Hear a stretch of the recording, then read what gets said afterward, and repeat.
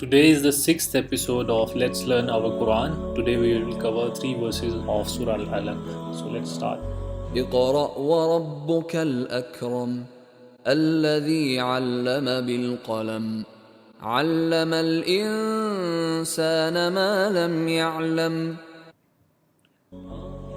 It tackles one of the most important arguments put forth by the people who oppose the establishment of Allah's plan. So let's take a look at the argument. The argument is, why should we give free stuff to people? These people are lazy, won't work or won't work hard enough to get education. So we are skilled professionals, knowledgeable, hardworking. We spent years on learning the skill through which we earn our living. Why should we share? And let's assume if we do, people will become lazy, nobody will work, there will be nothing to eat, the people will starve, system will collapse, all hell will break loose. So Allah counters the argument in these verses that do Iqra, your Rabb is Akram, because you are taking care of His creation. So in return, Allah will take good care of you. He is the one who has built us in such a way that we can learn and transfer the knowledge He had taught us which we did not know. Allah has given us our bodies and everything in it for free. Allah has given us knowledge for free. He built us so we can transfer knowledge.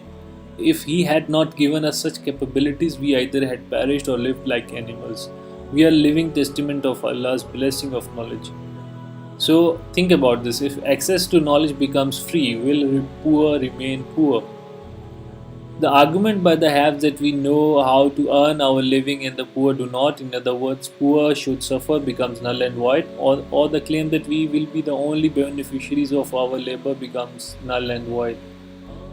As a Muslim, it's our duty that if we know something, we should share. If we have something, we should share. And all this for the establishment of the brand of Allah, or Bismillah. So let's look at the words used. Their root meaning: helping someone according to his need without any ulterior motives, helping without shaming them. Every kind of goodness is Akram.